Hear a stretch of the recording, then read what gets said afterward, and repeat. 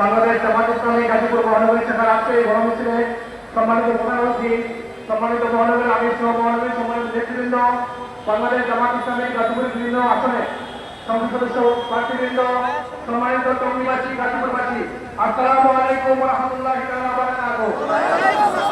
প্রিয় গাজীপুরবাসী, প্রিয় টঙ্গীবাসী, গত 15 বছরে সবচেয়ে বেশি বাংলাদেশে শিক্ষিত হয়েছে আমাদের জামাত ইসলামী।